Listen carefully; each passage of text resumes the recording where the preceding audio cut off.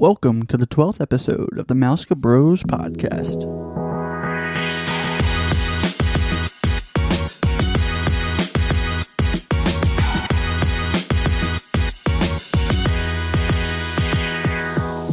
Hi, I'm Ryan. And I'm his brother Randy. Be sure to like us on Facebook at the MousekaBros. We will be releasing new episodes every Friday, so make sure you subscribe to get the latest podcast. If you have any suggestions for upcoming shows or just want to say hi, you can email us at mousekabrospodcast@gmail.com. If you're planning your next Disney World, Disneyland, Disney Cruise Line, or Universal Orlando vacation, you're going to want to reach out to me, Ryan.noppinger, with Capture the Magic Vacations. You can reach me at ryan.noppinger@ctmvagent.com. This is a no-cost-to-use service to use me as your travel agent. I'll make sure you get the best vacation package or deal for your whole family. I can also help you make dining reservations and plan fastpasses to make planning your Disney vacation less stressful and more magical. On today's episode, we go over 10 interesting facts about the man, the myth, the legend, Walter Elias Disney. But first, a little background. Walter Elias Disney, or Walt, was born on December 5th, 1901. He lived most of his childhood in Missouri, where he began drawing, painting, and selling pictures to neighbors and family friends. He took drawing and photography classes and was a contributing cartoonist for the school paper. He dropped out of high school at the age of 16 and joined the Army, where he was rejected for being underage. After forging the date on his birth certificate, he joined the Red Cross to drive an ambulance in France for a year. In 1919, Walt moved to Kansas to pursue a career as a newspaper artist. After working for the City Film Ad Company, where he made commercials with cutout animation, he decided to open his own business with his co-worker, Fred Harmon, from the ad company. Together, they created Laugh-O-Grams. They had their cartoons played at the local theater, but in 1923, the studio had too much debt and Disney declared bankruptcy.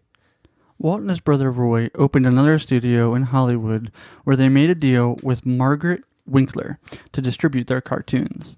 This is when Walt and Roy created Oswald the Lucky Rabbit. A few years later, Margaret's husband, Charles Mintz, stole the rights to Oswald along with all of Disney's animators. Right away, Disney created another character that would be the star in 3 different shorts. The first 2 was Plain Crazy and The Gallopin', which were silent films and completely failed.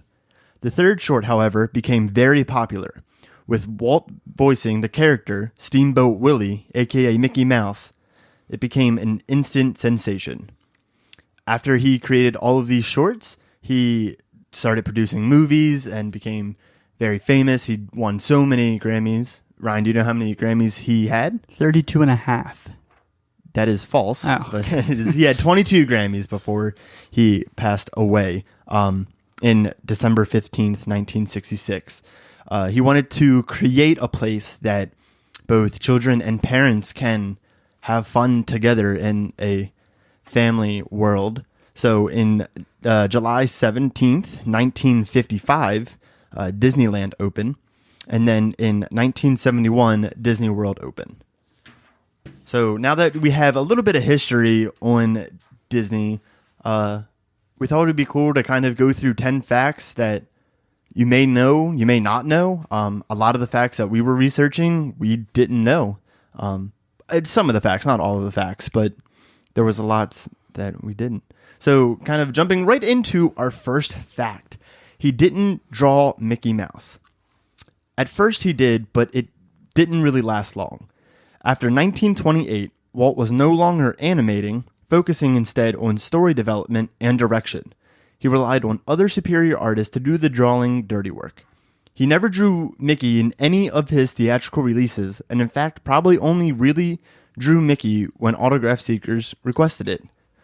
I think this is a fact that it probably should be known. I mean, you could probably deduce it because once the Disney company starts getting big and famous, he's going to rely on the company to kind of do everything, and he's just going to steer the company in the right direction. So it's kind of weird to think about. I mean, on the train ride to Kansas, I think it's Kansas. That's when he started drawing Mortimer the Mouse, and got this idea. But then, to think that he really didn't draw Mickey Mouse anymore is like oh yeah. I mean, I guess that kind of makes sense. Yeah, it's definitely. I mean, when you think of Walt, you think of Mickey Mouse, which he absolutely created it, but then he didn't draw it. So I mean, not that doesn't make it his, because it's definitely his idea. But just an interesting fact that it's not like he did everything to come up with Mickey Mouse. Right. He let the people that were good at it, and I think that goes out through Walt's entire career. When someone knew what they were doing, he let them, do their job and let them do what they know best. Right. He didn't hover over them, watching them every step. Exactly. Yeah. And, and that just leads him to be a great leader, which he definitely was. Absolutely. All right. So the second fact is he drove his daughters to school every day, every single day. So despite facts that he had drivers, a live-in housekeeper, and a number of other staff members at his disposal, Disney took great pleasure in driving his two daughters to school every day. That just speaks, even though he ran, what the Disney Studios, I mean, maybe not at this time, $1 million company, but, on its way to making tons of money, he still found the time to be a family man. Right. Don't get me wrong. Having fame is great, but he didn't let the fame kind of ruin his family. He was a family man through and through. And, it's really nice to see that, he did care for his family, and that, all the entire time, he never stopped thinking about his family. Yeah, no. And, and again, just like what we just talked about with him and, Mickey, and, again, that just goes how he's even a great leader, with even just that small little task just encompasses in him fully, from the work-life balance to how he lived every day. All right, so going on to our third fact, he almost sold vacuum cleaners for a living. In 1923, Walt joined his older brother Roy in L.A. to pursue a career in animation. Roy had been selling vacuum cleaners door to door to make ends meet and encouraged Walt to do the same. Walt considered it, but before he could get sucked in, he got a call from a company in New York that wanted him to make shorts for them. It's almost interesting, to see what would have happened if he kind of did get sucked into, the vacuum cleaner scheme, that pyramid scheme, like, I don't know, like what if he became like a really good salesman and then he started creating vacuums, and Disney World and, everything Disney has done, like, wouldn't be a thing. I see what you did there before he got sucked in. You like that? You like that Yeah. pun? I think he probably quit because the job really sucked. Okay. And moving on to our next fact. No, nothing. I got No, nothing. okay. I got nothing for you. All right. I just like those cheesy, punny jokes. Yeah. So the fourth one that we have is Disney was obsessed with trains. I guess if you know Disney, you know that he was obsessed with trains. So Walt always had an interest in trains, even building an elaborate model in his office, which he enjoyed running for his guests. In 1948, a hobby grew to new heights when he constructed a 1/8 scale model in his backyard, with the track spanning half a mile. That's ridiculous. That's a big backyard. He deemed it the Carrollwood Pacific Railroad. I mean, looking at like diagrams and, if you don't know what we're talking about, just search the Carrollwood Pacific Railroad, and what you'll come up is everything that has to deal with what Disney put in his backyard. I mean, the track layout went around his house. I think it went around his garage. It was intense for a railroad. Yeah. I mean, that's kind of the whole reason that there is a Walt Disney Railroad in the theme parks, to kind of like honor him. It is a shame that the railroads are kind of, well, not Disneyland's, but Walt Disney World is used as more of a mode of transportation. I know that may sound weird because, I mean, that's what a train is. It's a mode of transportation. But in Disneyland, their railroad just does a circle, and like kind of leaves from the station and comes back from the station. So there's only one entrance and one exit, right? No, that's not a thing. It may have been when it first opened, but now they have 2 other stops in New Orleans Square and Mickey's Toontown. This is awkward now, isn't it?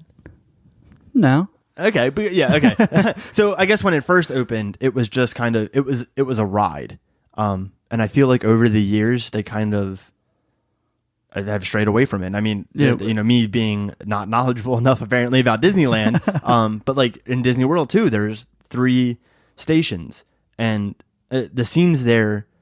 I mean, like there's like the one Indian scene, and I feel like that's the most fascinating scene that there is. Yeah, but then you go to Disneyland and there's literally, you go into a tunnel and it's like a whole diorama, a huge thing of, like dinosaurs and the forest, and it's just another cool, it's more of an experience to ride all the way around. Mm-hmm. Rather than Walt Disney World, it's like, well, if I ride all the way around, I'm not going to see anything different that I can't see while I'm in the park. You're going to see trees. So... I'll just use it to get from the front of the park to either the back of the park or over to Frontierland, and I mean, that's what have used the train before in the past. I mean, that's pretty much, I think, all I've used the train for in the past is just to get from, I don't feel like walking to Frontierland or walking back to the front of the park. I'll just use the train and it puts me right in front of the park. Right. So, it's just sad that it's not used as more of an experience at Walt Disney World. I mean, like, dude, they're still even like kind of referencing that, trains are big because in the new Mickey shorts, one of the shorts, Mickey is kind of, battling his way through a bunch of subway cars to get to work. And, because he doesn't want to be late for work. So you're thinking this entire time he has like an office job or something. But then he takes the train and he gets to this barn. And he opens the barn up, and it's a whole train layout. And there's, he has a bunch of kids in his train that he's like driving around. It's actually a Cassie Jr. I couldn't think of that name. Okay, so it's I don't know. It's just neat to see that they kind of still have that idea that, Disney really did love his trains. Yeah, and actually, there's a tour that you can do at Walt Disney World that I did. I don't think you were there. No. I think you were too young still. I think you had to be a certain age, if I'm not mistaken. But anyway, I went with our father and our uncle, and I actually got to switch the track on the train. I'm just saying. So you are a certified Disney train conductor is what you're telling me. Is what I'm telling you, yes. I can drive any train. Any train. I can. It sounds good. I actually have it on my resume under other facts. I might be making this up, which I probably am. But didn't at one point Disney have like a little train and he had nothing but like animals in it, like dogs and stuff? Isn't there a famous picture like that? Sure. Cool. Good talk. All right. So moving on to our 5th fact. He once played Peter Pan in a school play. The story Peter Pan surely held a special place in Walt Disney's heart. Not only was it a hit movie for him in 1953, it also took him back to his childhood. After seeing Peter Pan on stage, young Walt was given the opportunity to play the boy who wouldn't grow up in a school performance. Walt later recalled that his brother Roy was in charge of the rope used to hoist him up over the stage to simulate flying. It was just one of their many creative collaborations. I think this is a cool fact because, it brings off that idea that Walt didn't really create these stories. Like, the Disney company didn't create these stories. Peter Pan, Little Mermaid, insert another movie here. Like, these, Snow White. Snow White. I don't know why I completely blanked. That he really didn't create these stories. Even the Grimm brothers created some of these stories. Yeah. I think there was even some. I think they didn't even create the original stories. I think they made them like scarier, and that's what a lot of them were based off of. Yeah, but they were scarier, right? But so Disney kind of took these movies and made them kind of more kid friendly, more family friendly, and got like famous off of it. So it's because, I mean, it's interesting. If you say Peter Pan, Snow White, Little Mermaid, you think of Walt Disney's version. I mean, Right. at least my mind immediately goes to, Ariel, Under the Sea, that type of stuff.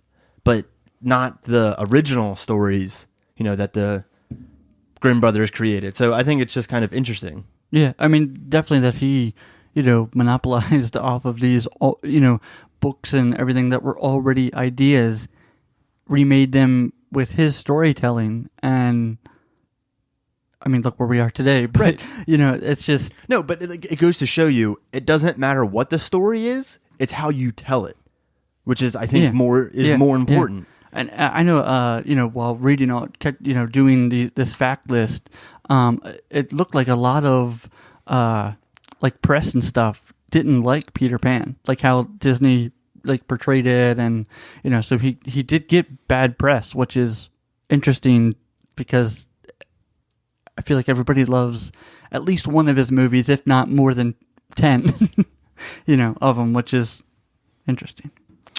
But anyway, moving on to fact number 6. So he had a secret apartment at Disneyland. In fact, it's still there. It's above the fire station. Walt's private apartment isn't typically open to the public, but VIPs are occasionally offered tours. The furnishings remain virtually unchanged from when Walt used to spend his time there. This also includes a lamp that's in the window, visible from outside. It's always kept on to signify that Walt is always in the park. Yeah. Wow.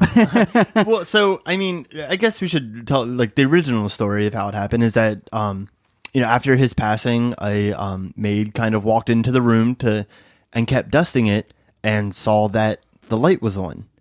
And, Walt Disney has been dead now for a couple months, so, I mean, or years. I really don't know when it took place. Anyway, but the light was on, so she went over and turned it off. Then after she was done cleaning, she left, went downstairs to the firehouse, went outside to Main Street, looked up back in the window, and the light was back on. She actually went back again to turn it off again, came back down, saw that was on. And then ever since then, it's just stayed on the entire time. I choose to believe it because that just, I don't know. It's a cool story. Oh, Gives you, yeah. like, I mean, chills. who doesn't not want to believe that, that type of story with that storytelling, and, it gives you goosebumps every time, you walk into the park and you're like, that lights never went off, if you've been told that story. And it's just, again, it fits Disney, it fits himself, it fits the whole park, that his whole branding that he is, created, and it all starts with storytelling. You think they changed the light bulb, or you think it's the same light bulb? Because if they change a light bulb, it's got to go off. I don't know. So when it goes off, does he leave and like go to Universal and like is it LED? He's like, whenever his light goes off, he goes to Universal and just checks it out and says, "We're doing way better than this." Yeah, I guess the light bulb, if it's an LED, it'll last for 30 years. you still got to change it. You still got to change it. Alrighty. So what are we on, number 7 now? Yep. All right. So our 7th fact is his housekeeper was a very wealthy woman. Thelma Howard was Disney family's live-in housekeeper and cooked for 3 decades. She was hired in 1951 and quickly became part of the family, even making sure the fridge was well stocked with hot dogs. Walt liked to eat them cold as a snack when he got home from work. That's gross. That's a disgusting snack. But you know what? He's famous. Look, he can We're do what he not, wants. so He can do what he wants. I'm going to start eating cold hot dogs. Maybe that's the secret to That is the being secret. famous. As a part of her annual Christmas gift, the Disneys gave her stock in the company. She never did anything with her shares. By the time she died in 1994, the woman was a multi-millionaire because of them. She left nearly $4.5 million to the poor and disabled children, and roughly the same amount to her disabled son. I wish I could be that housekeeper. I know, just to get hired and just to keep his house like clean, and then to get stocks in the company, which I'm sure at the time were, maybe a lot, but now and then just just from the early 90s, or the the 80s when, or even the 70s when when Magic Kingdom opened, it's like she's probably just sitting there counting all the ones. I mean, I think it kind of goes to show that like Disney could have just gave her a bonus, right? He could have just gave her like a little extra money, or like just like a present, like here's like a 25 gift card to the Disney store. Yeah, go get yourself something nice. But I mean, it really shows that if Disney cared for you, he made sure that he cared for you. He made sure that you were well off. Like the Disney shares, he didn't get a housekeeper when his studios were failing. Right? He wouldn't be able to afford it. So obviously in 1951, he was doing pretty well to be able to afford a housekeeper and to give shares into his company.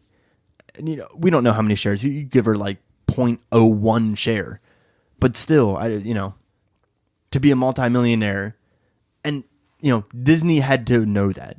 Walt had to have known that what he was giving was so valuable, and it just, I don't know, it just warms your heart knowing that he was a giving man. My heart is warmed. It is warmed now. He is not cold. I'm gonna have to crack a window because it's so warm in here. Okay. All right. So what are we on? 8. 8. So number 8, he found golf anything but relaxing. Though many people play golf to relax, I tried once. Anyway, Disney couldn't deal with it. Probably neither could I. After giving up polo, at his doctor's request, Walt took up golf, getting up at 4:30 a.m. just to squeeze in 9 holes before work. He found the game so frustrating that he quit and took up a more chill sport, lawn bowling. Lawn bowling just sounds like a rich person thing. Put on my white capris and my sweater vest and go lawn bowling. He probably didn't even have to go for it. He probably did it in his backyard. You're saying he did lawn bowling on his lawn? That's ridiculous, Ryan. Get out of here. I know. We're going to go down to the club and lawn bowl. Didn't you like buy gloves and a bunch of clubs to golf like once? Oh, yeah.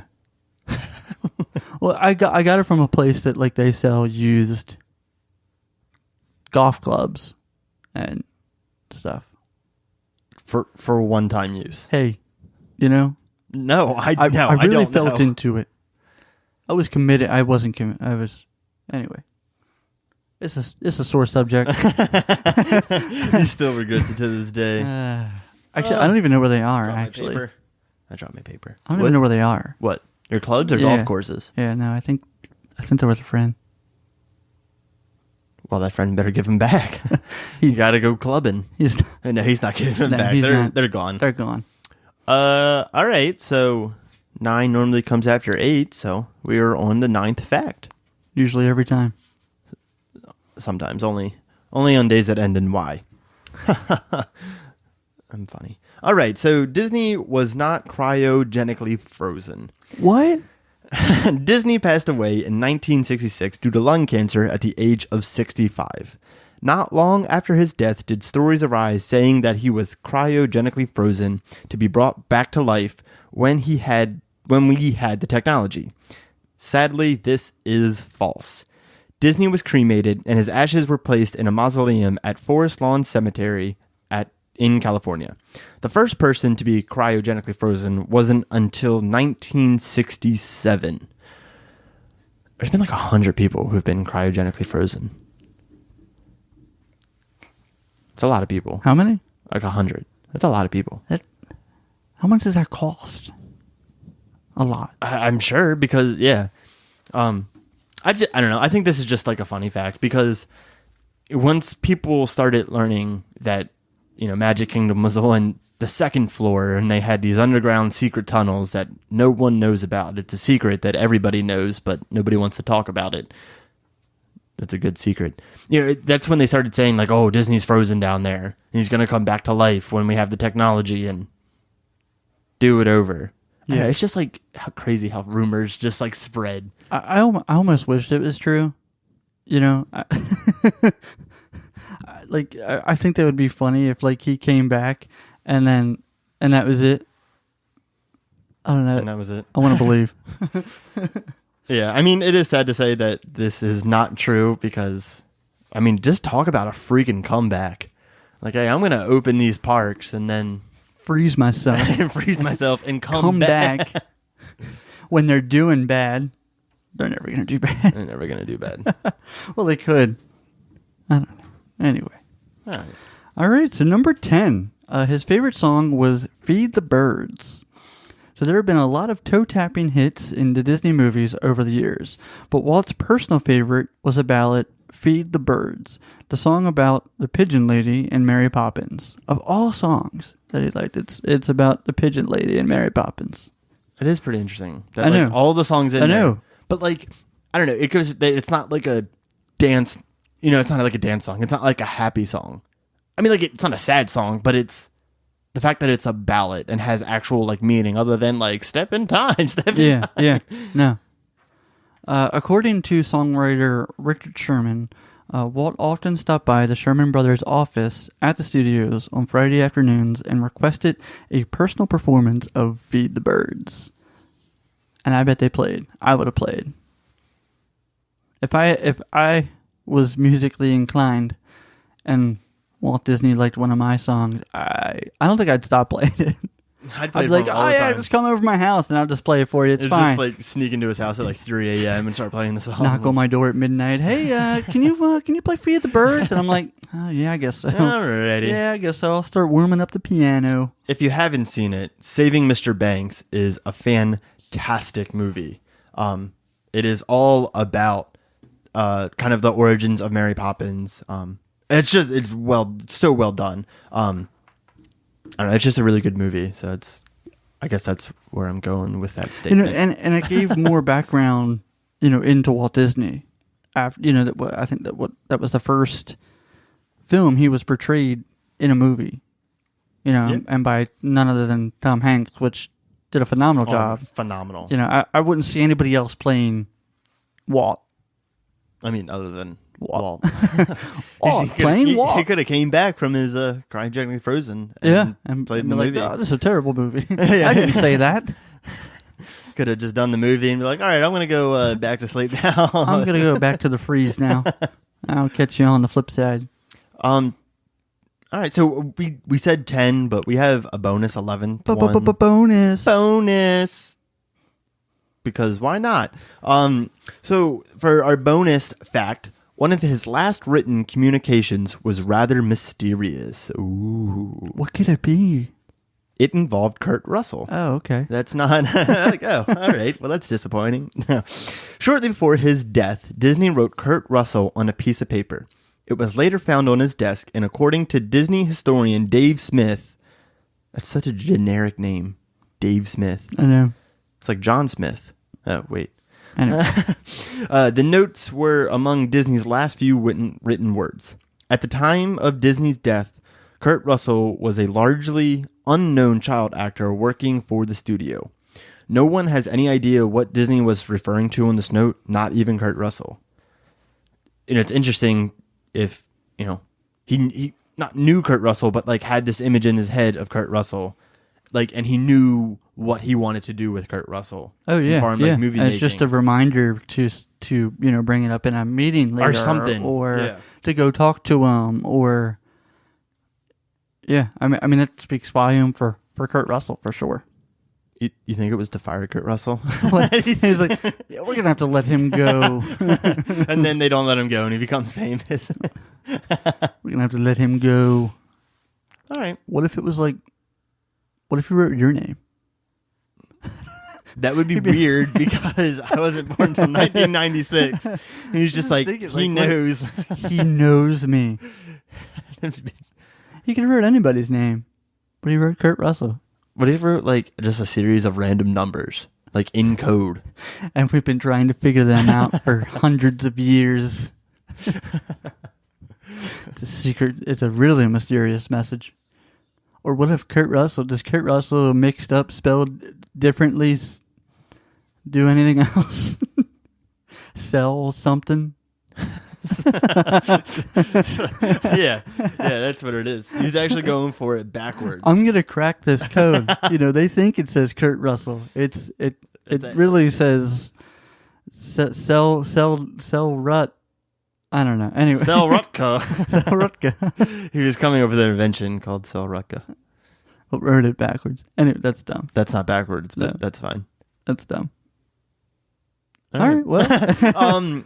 If there was any facts that you really enjoyed, let us know. If there's any ones that you didn't know, or if there's some that we didn't talk about that you know, leave us a comment on Facebook. Continue the conversation. We'd love to hear from you.